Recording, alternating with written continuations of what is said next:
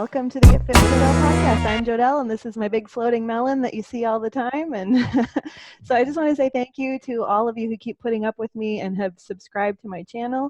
I love learning and having you learn right alongside with me. And who better to learn from more today than none other than a very one and only, extremely knowledgeable biochemist and biohacker, Georgi Dinkov. He's agreed to join me here again today. Hi, Georgi.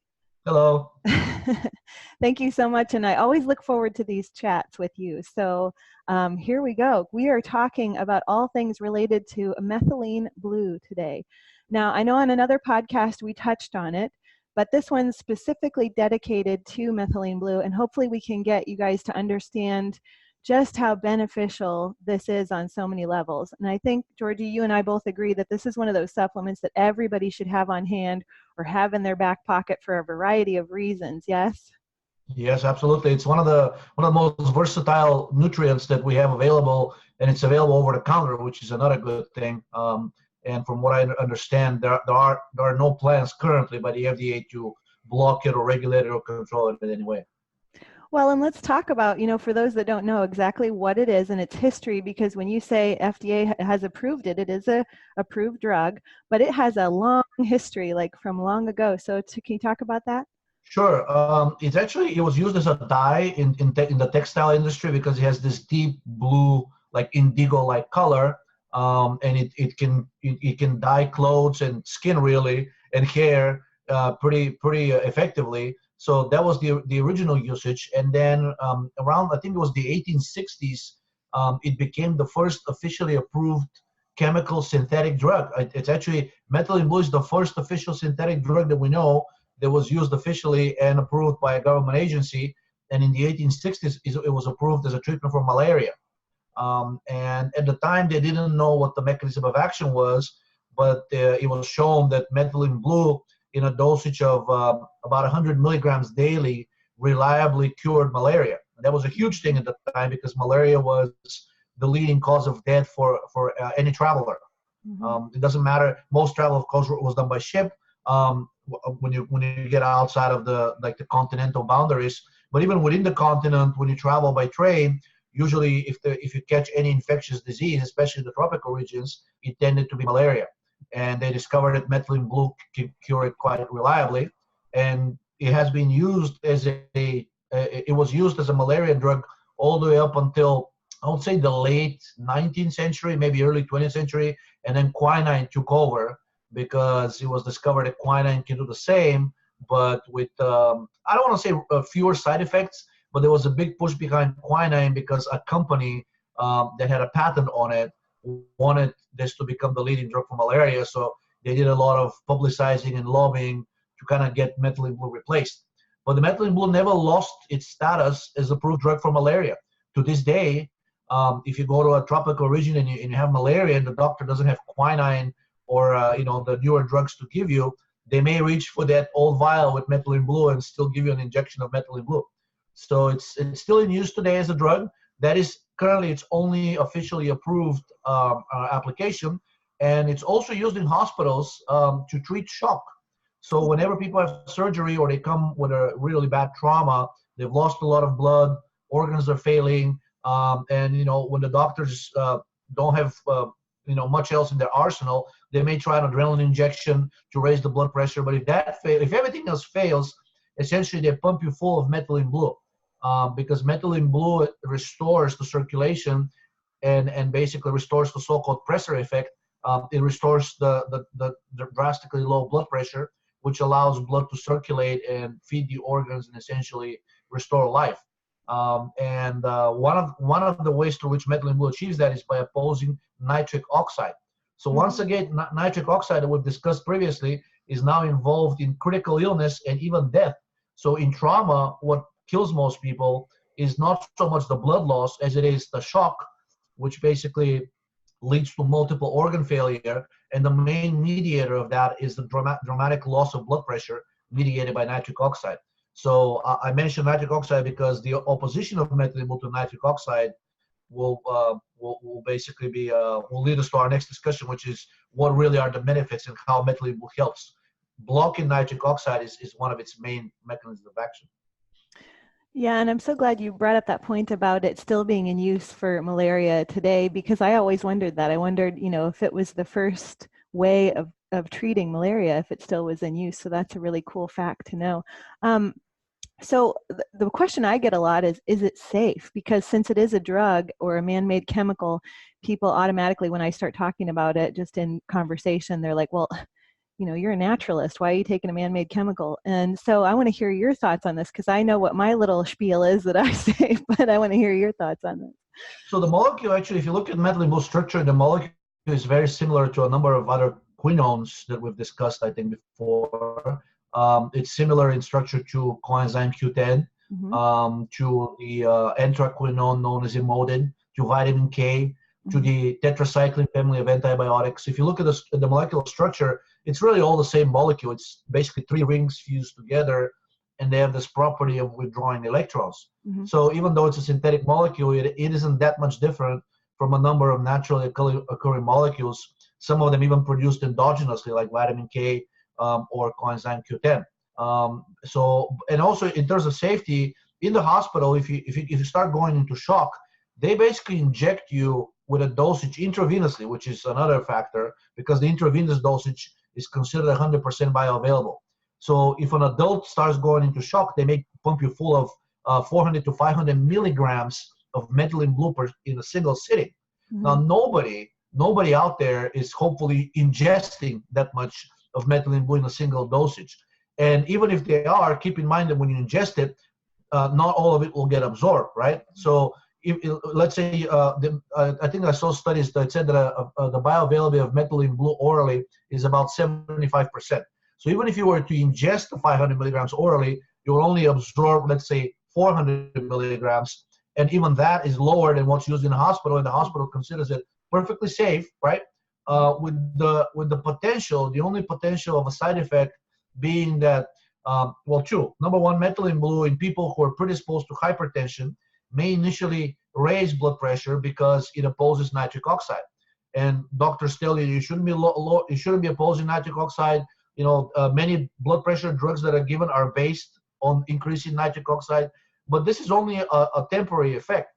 By opposing nitric oxide, methylene blue restores the production of carbon dioxide, and carbon dioxide is the proper vasodilator. That's what you should be going for if you are trying to lower the blood pressure. Lowering blood pressure with nitric oxide is really bad. It's basically boring from peat to PayPal, and you're boring a lot from peat. And by peat, I mean health, your systemic health. Yeah. So the only two known side effects of methylene blue are, number one, it may temporarily raise blood pressure in susceptible people only. In healthy people, it doesn't seem to do that.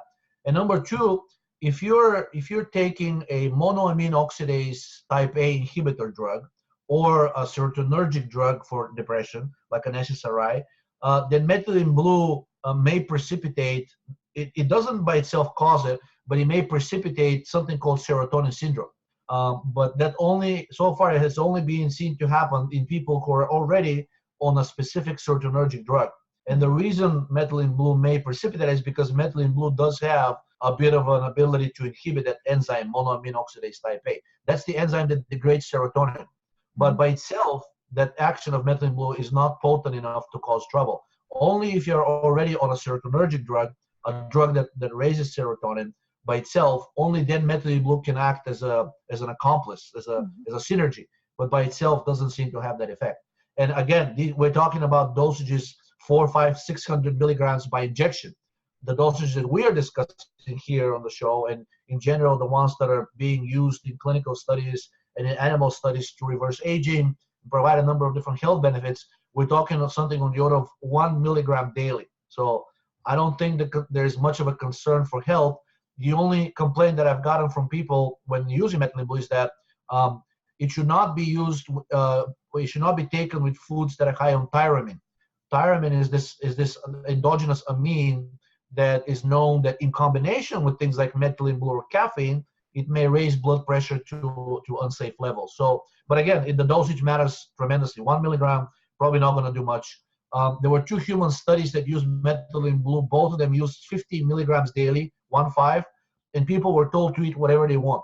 Not a single member of the study experienced side effects. So I think that's pretty telling. So that's 15 milligrams. And now I think that most of the discussion that we have today on the show will be about 1 milligram, because that's what's supported by studies. So we have hospitals using 400, 500 milligrams, only 2 types of side effects, only in susceptible people already. Then there are human studies with 15 milligrams, 1.5, 0 side effects. And now we're going to be talking about an order of magnitude lower dosages, 1 to 2 milligrams daily. So I think in general, the message should be that it's one of the safest chemicals out there.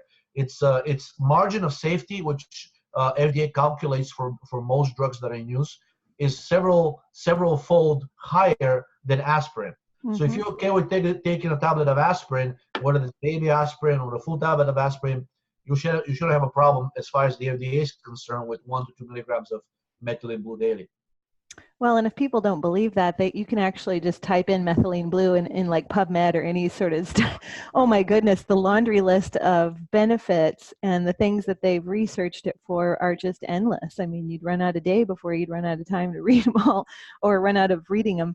But as far as like the dosage, like me personally, I actually do the 15 milligrams like you were talking. Now, again, it's not for everyone, but that's what I do.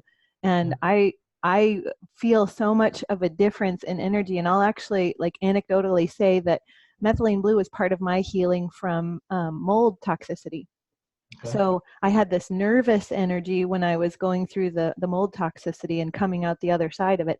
It was energy, but it was nervous energy. And once I started taking methylene blue, it was that clear, natural, normal energy that started happening. And that's why I got so obsessed with it, because I was like, this is the only thing I've changed, and this is working. Like, this is amazing. In fact, I was on a trip and I ran out of methylene blue, and I went to a fish store, an aquarium store, and got this brand that they carry, because I think people may not know that methylene blue is used in fish tanks as a sort of a cleaner or an antifungal chemical or antiparasitic and things like that. And so I had used that, but I could definitely tell that had a lot more impurities than the one I was taking, which we'll talk about.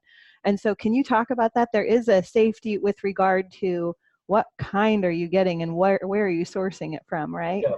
So methylene blue, the reason they use it in fish tanks is because, and that's part of the benefits that we're probably going to touch upon later, is it's antibacterial, antiviral, antifungal, or really any pathogen that happens to be in an aquarium or inside of your body. Mm-hmm. Methylene blue is actually able to kill most of these.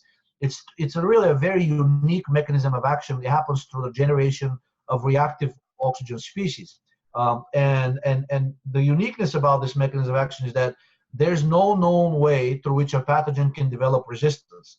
There's a lot of talk in the news about antibiotic resistance or antiviral resistance, right? All of these people that have HIV taking these antiviral drugs, or people with bacterial infections taking antibiotics. And these pathogens develop resistance. They evolve, they adapt, and these drugs no longer work.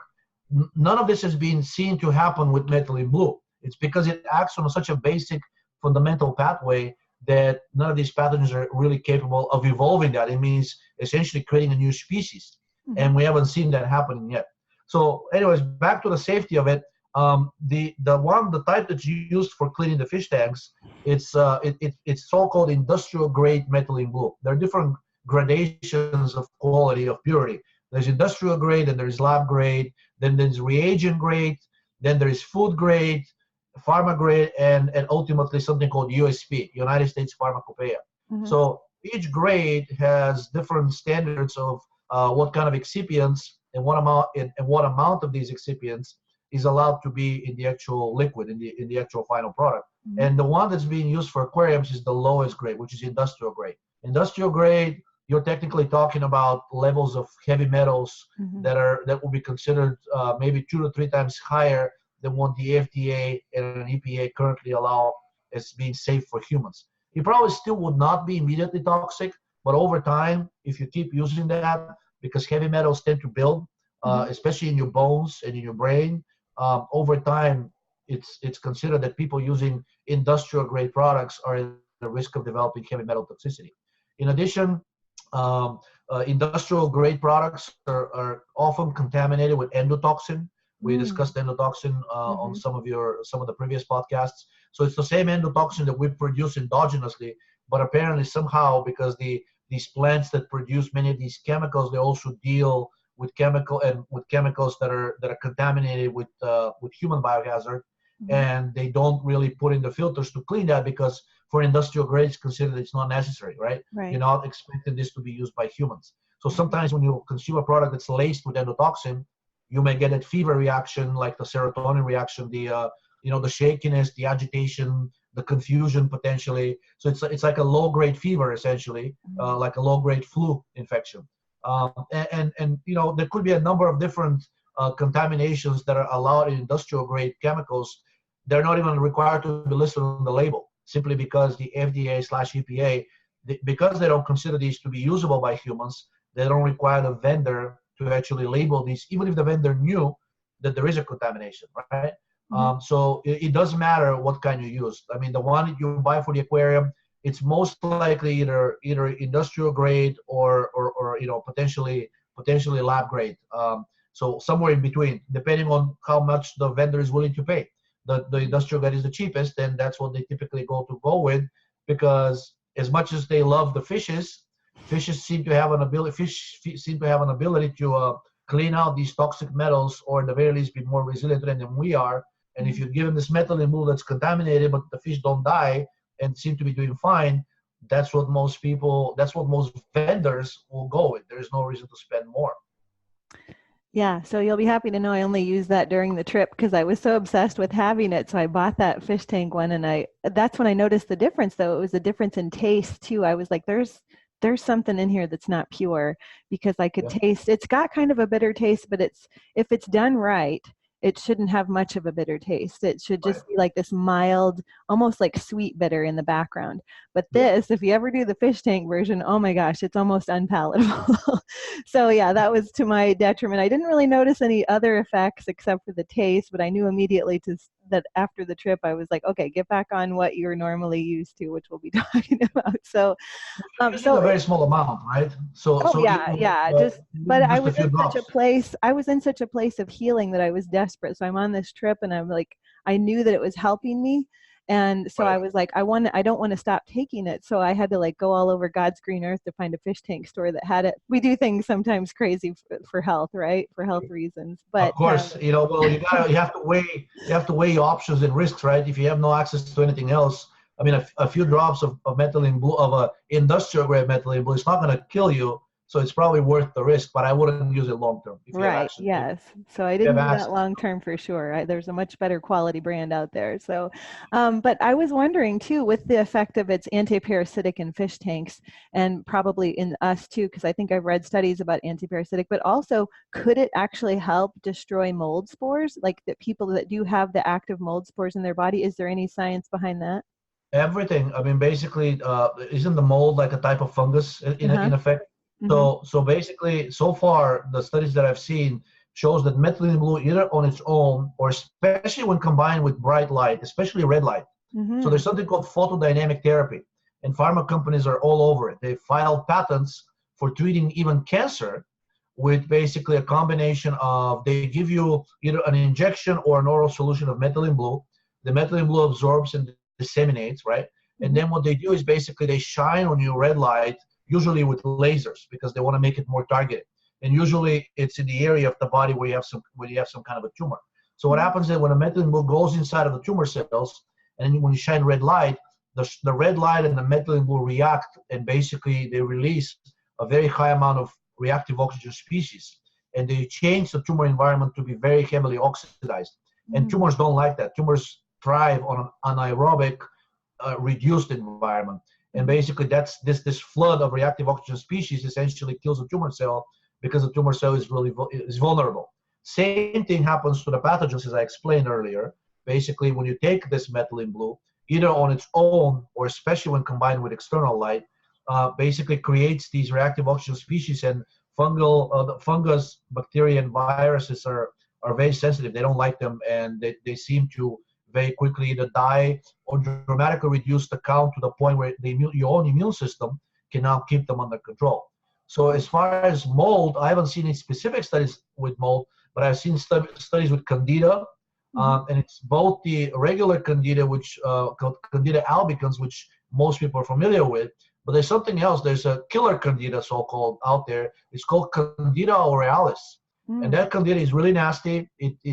Basically it's It's not very common, but it's known to very rapidly develop in people with severely compromised immune system, especially HIV, or people undergoing chemotherapy, or people in general in a malnourished, vulnerable state where the immune system is not working very well. And that candida is lethal. So they found that methylene blue is effective against both on its own, and especially when combined with red light. The concentration they used in a fish tank of methylene blue is usually 5 milligrams per liter. So assuming we have about 6 liters of blood in our cells, this means anywhere between 25 to 30 milligrams of methylene blue taken as a single dose, and then about 30 minutes later sitting under very bright red light, or just going outside and sitting in a bright sunlight, which is very rich in both UV, but especially the good spectrum, the red light, should have the effectiveness essentially of a very potent antifungal, antibiotic, antiviral, you name it. And really, that's probably the best detox that you can do. You don't need to spend $1,000 on a detox therapy. All you have to do is take methylene blue and go for a walk in the park and make sure you get like a decent amount of sunlight. They actually draw blood from people sitting under the red light, and they check how their biomarkers change. I mean, the carbon dioxide increases, nitric oxide decreases, lactic acid decreases. All of these are signs, irrefutable signs, that your metabolism is working better, and which consequently means systemic health is better. So let's discuss more of the benefits of like what people have seen taking it. I know that it increases the oxygen consumption in the cells, and this is so important. I don't think people realize how important it actually is that it increases that oxygen consumption of every cell in your body. So in layman's terms, can you tell us why it's imperative that we do increase oxygen consumption in our cells? Yeah, I mean, if you remember, I think that on the first podcast we did a little cover of why the metabolic, what's behind the metabolic theory claim. And the main claim is the more effectively you turn food into energy, the more efficiently and effectively you do that, the healthier you are. And then basically metabolic theory states that anything that interferes with this process, it essentially causes some kind of a disease. And the way this works in a healthy person is you eat the food, and then the food donates electrons, right, in the form of these ions. And these ions are getting carried through the cell through a number of different steps. And at the last step, there's oxygen, which you're breathing, right? And oxygen combines with these ions and forms water, and carbon dioxide is the final two byproducts of metabolism. So what happens if oxygen is not available? Well, these electrons that you're getting from the food, they start building up. So when they start building up, depending on which step of the whole process, there's this is a chain of maybe 30 to 40 different steps. Depending on which step there is some kind of a blockade, a number of different things can happen. If the buildup of electrons happens at basically the very end of glycolysis, you start building up the final byproduct of glycolysis, something called pyruvate, right? So if you start building up pyruvate, and the pyruvate cannot continue along the metabolic chain towards oxygen, then the body basically starts saying, okay, I have too much pyruvate, and now I've depleted my internal oxidizing agent, which is known as NAD. Now I have a buildup of something called reduced NAD, also known as NADH. And the body says, I don't like that. I need my NAD in order to be able to be functioning. So what am I going to do? If oxygen is not available for whatever reason, whether you're hypoxic or your lungs are not working, or there's not enough hemoglobin to carry it around, then the body says, okay, I need an emergency oxidizing agent that's not oxygen. What else do I have in my disposal? Well, I have pyruvate. I build up all this pyruvate, so I can use that as an oxidizing agent. And the body uses that to oxidize NADH back into NAD, which is what the body needs. But the byproduct of this process is lactic acid. Yeah. Lactic acid has all of these systemic, anti-metabolic, toxic effects. And probably the most known of these is its role in cancer. Not only is lactic acid overproduced in cancer as a byproduct of the cancer metabolism, but lactic acid itself promotes the cancerization of even healthy tissue. It promotes the development of new blood vessels through a process called angiogenesis, which means generating new blood vessels. It exacerbates already existing hypoxia, because when there's a buildup of lactic acid in the cell, this means the concentration of carbon dioxide is low. Lactic acid and carbon dioxide, they have an inverse correlation. So high lactic acid means low CO2, and when CO2 is low, hemoglobin cannot release the oxygen that it's carrying from the air that you're breathing. It cannot release it in the cell. That process depends on carbon dioxide through something known, I think it's called the Bohr effect. And basically, when you have low CO2, you're essentially exacerbating this already hypoxic, hypometabolic state. So how can methylene blue help? Well, methylene blue itself is a very powerful oxidizing agent, similar to oxygen. So when you're ingesting methylene blue, it's like you're ingesting artificial oxygen.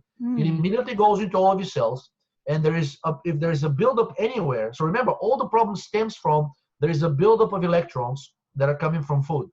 If the buildup is in the cytosol, in the state of glycolysis, you're going to get lactic acid. If the buildup is in the Krebs cycle somewhere, you may get up an excess of citric acid or oxaloacetate, or a number of different byproducts of the citric acid cycle. And then this may also lead to cancerization, especially if there's a buildup of citric acid. And then if the buildup happens in the electron transport chain, there are a number of different things that can happen, but one of them is you can have a dramatic increase in reactive, in the generation of superoxide ions that then they attack the unsaturated fats in your cells, and they create lipid peroxidation, which is a very toxic, dangerous process. So anyways, long story short, methylene blue can take these electrons no matter where they are in excess. It's called a promiscuous electron acceptor. Promiscuous because it really doesn't discriminate in where these electrons they're coming from. You'll take them from any process that has them in excess. So so that's really the beauty of it. You don't have to target a specific area. If you take methylene blue and you don't have a buildup of electrons, then it won't do anything, and it won't harm you either. But if you do, and most people tend to have some buildup of electrons when they're under stress, when they're sick with an infectious disease. Actually, it's been noticed that even infectious disease is also characterized with a buildup of free electrons. So that's really the problem. Like, the beauty of metabolic theory is that it shows that no matter what disease state you're in, you do tend to have an excess of electrons, which somehow cannot get paired up with the oxygen, right? Which is how normally metabolism is supposed to work. And for a long time, modern medicine was saying, yes, we know about this metabolic derangement, but we think it's the result of the disease and not the cause of it. And now things have changed. I mean, there's been evidence for this for over 100 years, but now the evidence is saying, look, this is actually not just a result. These free electrons are as much of a cause as they are a result of the pathology. So guess what? If we resolve the problem with the buildup of the electrons, we should be able to resolve the pathology in general. And that's where methylene blue steps in. You take methylene blue, it will reduce your lactic acid. If you take methylene blue and you have a buildup of NADH, if you're heavily shifted towards the reductive state of the equation, so oxidation and reduction of the two sides of the same coin. If you're heavily oxidized, if you're heavily reduced, methylene blue is going to take you towards the oxidative state. If you're in the middle where you're supposed to be, or even slightly towards oxidation, methylene blue won't do much. That's really the beauty of it. It's not going to cause you harm if you're already healthy, especially if you're using the relatively small dosages we're talking about here, 1 to 2 milligrams daily, or even up to 50 milligrams daily. And it has a number of different other beneficial effects. It can directly scavenge nitric oxide. And as we discussed, nitric oxide, many doctors love it. They think it's the greatest thing since sliced pizza, because they say, hey, you take this drug that raises your nitric oxide and your blood pressure will fall. That is true. But what they don't tell you is that nitric oxide has a very limited and very specific role in the body. Actually, the two major ones are, number one, levels of nitric oxide rise when you have some kind of an infection. Nitric oxide is the cardinal tool inside the body that the body uses to kill a pathogen invading you. So it's very toxic to living organisms. Guess what? If it's toxic to bacteria and if it's toxic to these other organisms in large doses, don't you think it will be toxic to you too? Yes, the answer is yes. And the second role of nitric oxide is that basically nitric oxide is the emergency vasodilator that steps in when carbon dioxide is not available. So these are the two roles. So nitric oxide shouldn't be promoted at any cost, which is what many of these drugs out there are doing, especially the nitroglycerins, like the drugs like Viagra that are used for ED, but they have systemic effects. They're not concentrated down in a specific organ. They have effects in the brain, they have the effects on the heart, and now they're finding out that all of these nitric oxide promoting drugs are increasing risks for heart attacks, for strokes, for melanoma of all cancers, which is one of the deadliest, pancreatic cancer, even neurological diseases like amyotrophic lateral sclerosis, which is something considered to have a heavily genetic component and is very rare disease. Well, guess what? These drugs that promote nitric oxide have now been shown that in animals, at least, they can actually easily trigger it. And now, so the question becomes, okay, so you just told us that nitric oxide is so toxic to these pathogens, but so is methylene blue. So does that mean methylene blue is also dangerous? And the answer is no, because methylene blue, like I said, works through the creation of reactive oxygen species, which is the byproduct of your mitochondria. Yes. So methylene blue kills the pathogens by improving your metabolism. So as a side effect of improving your metabolism, that's how methylene blue kills the pathogens. And in addition, whenever metabolism improves, your immune system activity also improves. So whatever methylene blue is not able to take care of, then the immune system can step in and rule in this already weakened pathogen. Nitric oxide doesn't have this effect. In fact, nitric oxide not only kills the pathogen, but it's heavily immunosuppressant. And maybe that's one of the reasons why we're seeing that all these people who are taking the nitric oxide promoting drugs, they end up with either infectious disease or cancer or cardiovascular disease or many other diseases in which now now the science has discovered that there's a heavy immune component to them as well. So you don't want to be suppressing your immune system. You want it to be, up and kicking and, being functional as much as possible. And we know that its function declines with age. Methylene blue, by restoring metabolism, has been shown to be able to restore immune activity. Really remarkable component, remarkable chemical. One of the very few out there that I would consider taking on a daily basis if I had to choose. So if I had to choose three, methylene blue would be one of them. I agree, and that's what I attest to too, is like it's on my counter daily. And now I'm past the toxic mold, like I feel like I'm on the other side of it, but I still take it for preventative measures because I have a family history of cancer, I have a family history of diabetes, and so I want to keep my cells functioning and active as long as I possibly can. And I feel like it is a key supplement for longevity. So to that, we've kind of touched on the benefits of how it actually can help with lactic acidosis. We've touched on the benefits of how it can help with mitochondrial issues and metabolism and even cancer. But what about in terms of anti-aging? So with regards to how, there's a lot of skin studies. I know I saw my skin improve when I started just taking it internally. My skin, I had less wrinkles, and I'm not ashamed to admit I'm 39, and I feel like I look a lot younger just based in the past year and a half that I've been taking, or year that I've been taking methylene blue. So aging is, mainstream medicine will tell you, and everybody would agree, it is a multi-pronged, multi-factored process.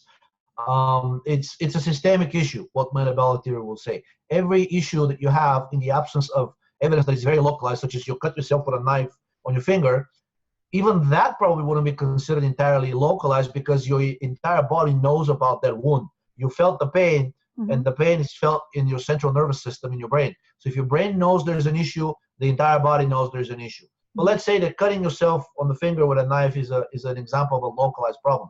As we all know, aging tends to be a lot more systemic than that. There are signs of aging all over the body, both on the surface and inside. So basically, mainstream medicine is saying that there's a heavy genetic component to aging, and they try to explain it by saying that, well, when we were evolving in the savannah several million years ago, food supply was limited. So beyond a very narrow set of reproductive years, after that, there's really no benefit to an organism surviving because evolutionary biology tries to explain everything in terms of genes. So it's your genes that are really kind of like controlling the show. It's not you. Your genes are just using it as a host, as a matter, like as a vehicle of propagation.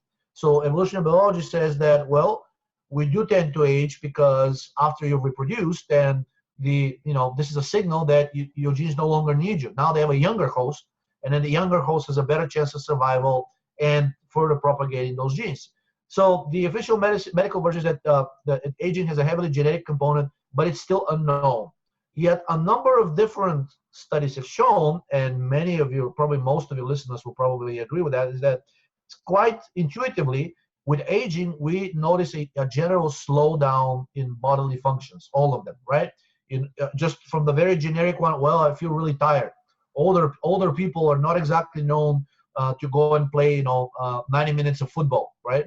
Older people are not exactly, somebody in the 80s or 90s is not going to go for a jog in the park and run 6 miles. They just can't do that. They can't muster up this energetic response. And metabolic theory says that aging is also an energetic process. Your entire body starts producing less and less energy.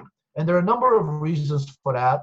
Some of them is the buildup of something called lipofuscin, which is like a really nefarious substance. It's a combination of iron, lipid peroxidation products from PUFA, and some various different lipid-like molecules like cholesterol esters. So the lipofuscin accumulates inside of the cells and blocks many of these energetic pathways that we discussed. So it results in buildup of free electrons. So this buildup of free electrons, it sounds like methylene blue will be something very useful for resolving. So two studies came out over the last year or so, I think over 2 years. One of them used human cells in a petri dish, and it showed that they measured the metabolic activity of those cells, and how much energy they produce and how resilient they are to a number of different stressors. And that's how they test essentially the age of the cell. So if the cell is young and producing a lot of energy and basically, producing a lot of carbon dioxide, less lactic acid, a lot of ATP, it's been shown in a number of different tests that the cell will be resilient to external stressors. Whether you dump a virus in the petri dish or something toxic, like you said, mold, or like a bacteria or a virus, the cells, the culture of these cells in the petri dish would basically be capable of handling without dying off. Conversely, older cells die pretty quickly, even from a mild stressor. So they basically just a very simple test: 2 petri dishes, 2 old cells, two colonies of older cells. One got nothing except a little, like a culture of saline, and I think a little bit of sugar, but they didn't put enough sugar. And the second petri dish got the regular, nutrient medium, which is saline with sugar, but they also got a concentration of methylene blue, which corresponds to an adult human taking 1 to 2 milligrams daily. And then they noticed something remarkable happen. The cells, the old cells in the petri dish, reverted miraculously to their metabolic state, which was equivalent to somebody being at the age of 25, right? And actually, I think the actual study says that they did a press release, and the author said they said the cells looked like they were taken from somebody in their 20s, but those weren't 20-year-old cells; they were 90-year-old, 90. Now, of course, does that mean when we start popping methylene blue, we'll immediately become 25-year-old again? I think systemically, because we're not a collection of 1,000 cells, which is what they used, we have several trillion of them. It may take a little longer, but the general process seems to be valid and has already been confirmed. So whenever you give an example of a test done in a culture, in a petri dish, they say this is an in vitro model. It doesn't hold relevance for real life living organisms because it's just a collection of isolated cells. Let's agree for a moment that that's true. Then there was another study done by a different group. They didn't know about the experiment, the first one, and then they took an actual living animal that is known to age just like humans, and then they gave it methylene blue, which corresponded again to the same concentration as the one used in the petri dish, and should be achievable by somebody taking 1 to 2 milligrams daily. And over a course of about 10% of its lifespan, they completely reversed the aging of that animal. So that animal was basically again to the point of being at the age of the equivalent of 25, whatever that is. For that, they used a Drosophila fly model, and many people say, "Well, we're not a fly." Yes, that's true, but the evidence so far says we have human cells, and now we have an animal model, and in both of them, methylene blue completely reversed the signs of aging. And we can actually we can extrapolate from the animal model. They gave the methylene blue for a length of years, for a length of time, representing 10% of the lifespan of this animal model. So if we live on average about, let's say, 85 years, which means that taking 1 to 2 milligrams of methylene blue for 8.5 years on a daily basis may achieve the same as it did in that animal model. Keep in mind, nothing else was done. That animal kept eating whatever it normally eats. He didn't go on an exercise. He didn't go on a diet regimen.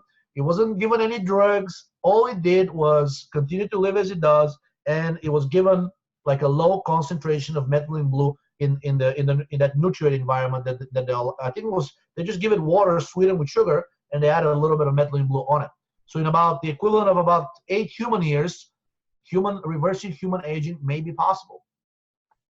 That is way cool. So I don't know who wouldn't love to try it just for that benefit of, like, who doesn't want to anti-age? Who doesn't want to look a little younger than they are? So, or at least function a little younger. Just feel younger than you actually are. So yeah, what about like the application? Like, is it better for skin health to take it orally, or can we use it topically too? I know it's going to stain your skin in some respects, but maybe there's some way to get around that.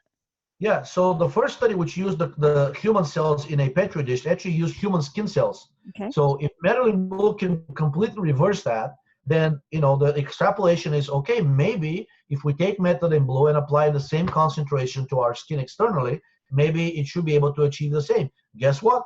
The scientists that did that study with a petri dish, they immediately spun a separate company. I think they worked for a university. They spun a separate company, and now they're selling a cream product, an anti-aging cream product that has methylene blue in it. Unfortunately, they are mainstream scientists, right, and as such, they do love their PUFA. So many of the other ingredients in that anti-aging cream are at best not beneficial, and some of them are directly toxic. Mm-hmm. So instead of doing that and paying, I think the cream is not cheap. I think it's $100 per jar. Right. What you can do is just find the high quality methylene blue that we discussed, and all you need to do is either apply on the skin on the problematic areas, or if you don't like the staining, like put it in your cream, stir it a little bit, and then apply on your skin. It should have the same effect as it did in the study. Yes, and I can attest to that because I've actually used methylene blue in a magnesium oil cream, and it didn't stain my skin. It absorbed right in, but I feel like my skin gets those benefits, but I made it myself rather than spending so much money on it. I want to touch on that brand we're going to mention that's the really good quality, but before I get to that, I actually had another issue with a family member who had a skin thing going on. They were bit by a brown recluse spider. Mm-hmm. And I was at a loss as to, like, how am I going to help them without, reverting to taking them to get antibiotics, because I really didn't want to do that if I didn't have to. And so I just, in my mind, thought, well, methylene blue is antiparasitic, antifungal, antimicrobial. Let's just put a drop of methylene blue on that spider bite and see how it goes. Within a day, that it went from being swelled underneath the skin to completely flat, and then it was just a small red dot for a while, and then it's going away. So, I mean, it could be happenstance. Maybe it was going to go in its own, but I'm pretty sure that methylene blue helped the brown recluse spider bite. You're spot on. I mean, methylene blue, in addition, so the swelling actually is due to two things. It's edema because of the water that's coming in, mm-hmm, and it's also red because of the histamine. Well, mm-hmm, first of all, methylene blue, by improving increasing the concentration of carbon dioxide, it shrinks any region that has edema. Mm-hmm. And number two, studies that I didn't mention because we didn't touch upon that, was, I guess it wasn't within the topic, but methylene blue is known to also have an antihistamine and a powerful anti-inflammatory effect as well. Mm-hmm. In fact, there's a study which I'll send you after the show, you can send to your listeners. It called methylene blue perhaps the broadest spectrum anti-inflammatory in existence. Wow. Much more potent and much broadly acting than aspirin or anything else that's currently used in the clinic. So antihistamine, anti-inflammatory, and anti-edema. So you were spot on, and also anti-infective, right? Anti-pathogen. So it was a great decision. I applaud you for that. That's quick thinking. And well, I guess I'm hanging out with you too much, so it popped into my head, let's try methylene blue. Right. So I want to touch on that brand. It's your brand. IdeaLabs makes a methylene blue called Oxidal. And you actually have a couple other ingredients in here that kind of complement methylene blue, and that's why I love it so much. I've tried another brand, I won't mention, another brand that's out there. They've got good quality too, but I like that yours actually has these other ingredients that kind of complement it. So can you talk about Oxidal for us? Yes, so Oxidal is a combination of methylene blue, caffeine, and something called benzoic acid. Mm-hmm. So why is the caffeine there? Well, older studies done in the 50s and 60s show that if you administer caffeine with anything else, it not only it increases the bioavailability, in other words, it increases the absorption from the intestines into the blood, but also increases the cellular uptake. So in other words, it makes the cells around your body much more permeable to that specific chemical that you co-ingested with caffeine. So whenever you ingest methylene blue with caffeine, basically methylene blue has a much easier way of getting inside the cell, and that's where you want it. You don't want methylene blue to be in your blood. It's first, of course, you do want it in your blood once it's being ingested, but you don't want it to float around in the blood for too long. You want it distributed among the tissues because that's where it does all of its goodness. And caffeine has been shown that even in very small amounts, dramatically increases the uptake of methylene blue inside the cell, and also is known to increase, to somehow potentiate the effects of methylene blue once inside the cell.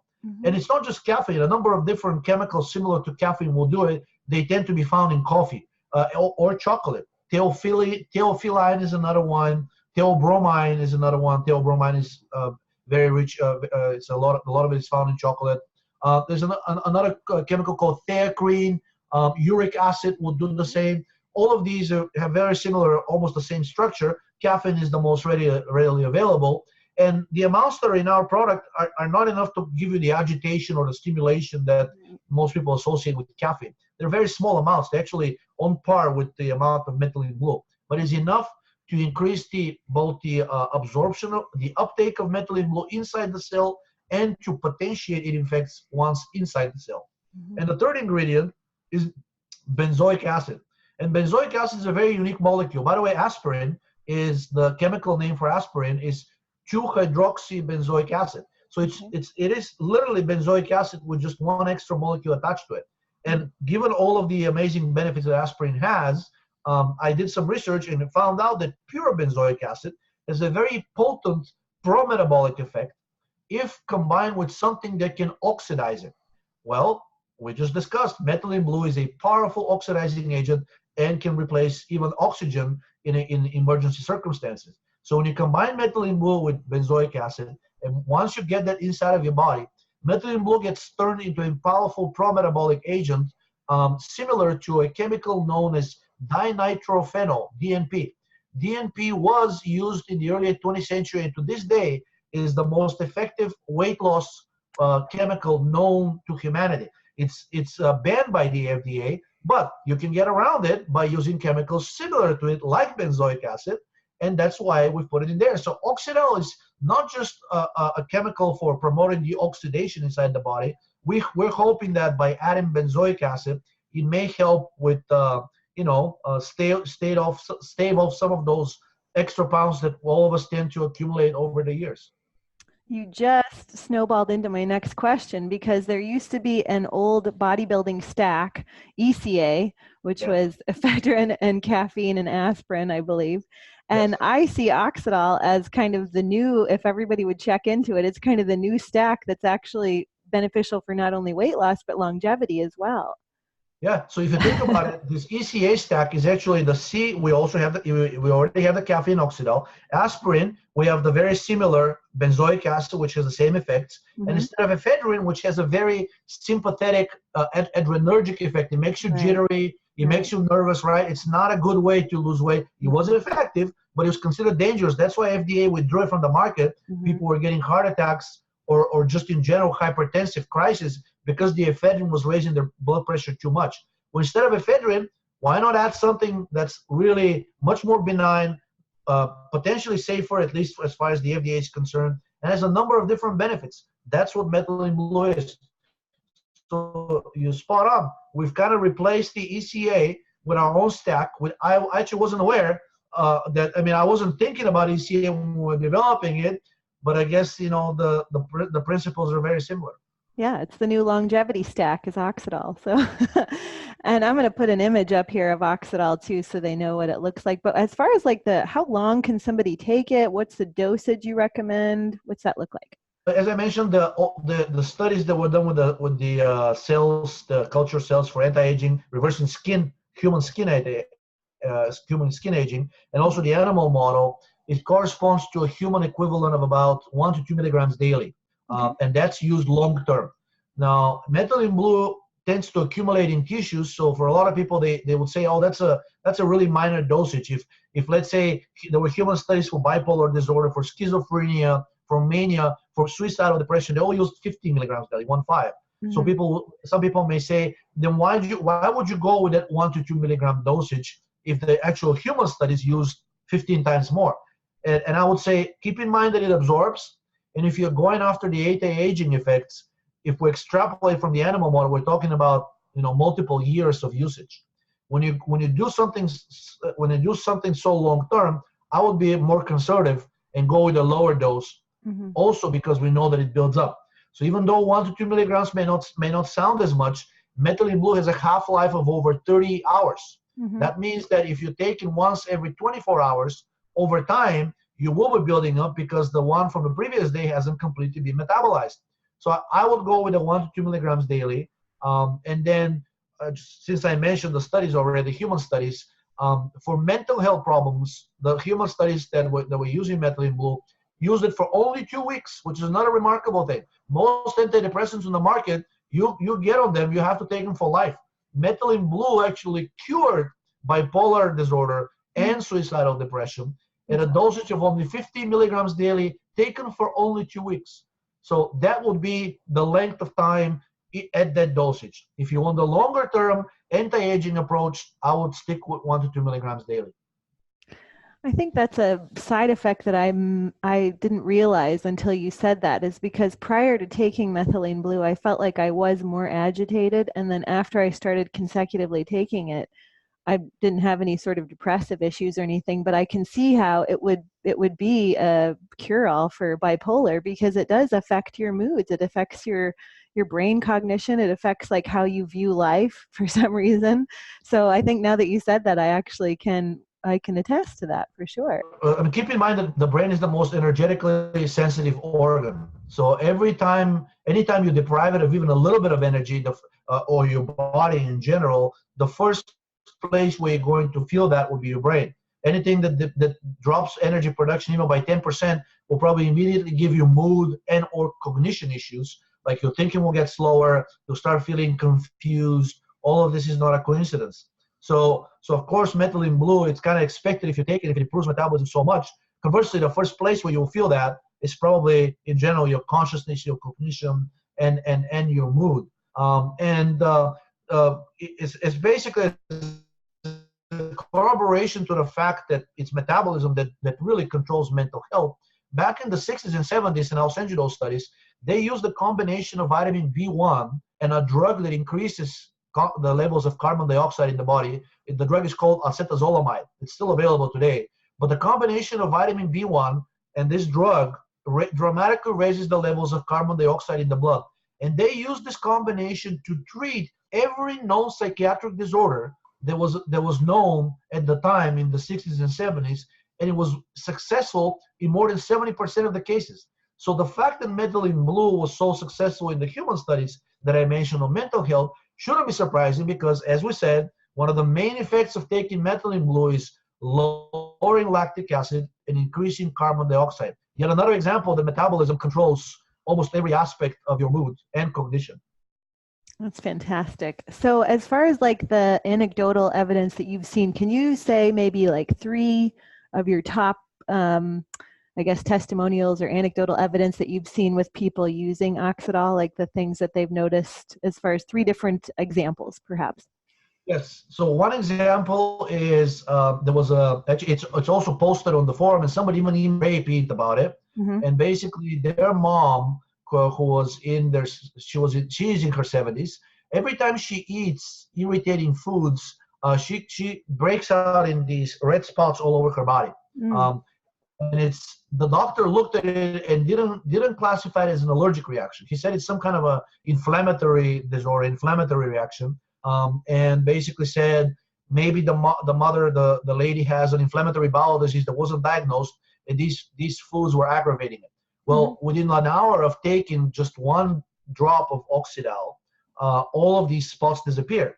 And then that person emailed Ray, and Ray responded back saying, wow, that's amazing. It shows that methylene blue really has broader spectrum of pro-metabolic activity than I thought previously. Oh, So that wow. was raised response.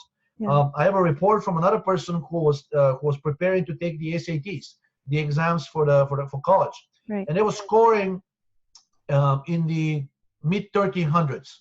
And I think most people, I don't know how many people know, but the maximum score is 1600. And that person started taking 2 drops of methylene blue about an hour, about a month before their exam. They kept taking the practice exam, and then when their score came back, it was 1480, and it was a score that they never got on a practice exam. All of the scores were in the mid 1300s. Wow. Because the scale for the SAT is logarithmic, a jump from 1350 to 1480 is much more than those 130 points would make it seem. It puts you, it basically, you go up from the, let's say, the 85th percentile into the 97th. So we're talking a difference of potentially of going to either a state school or, one of the top 20s in the country based on that different SAT score.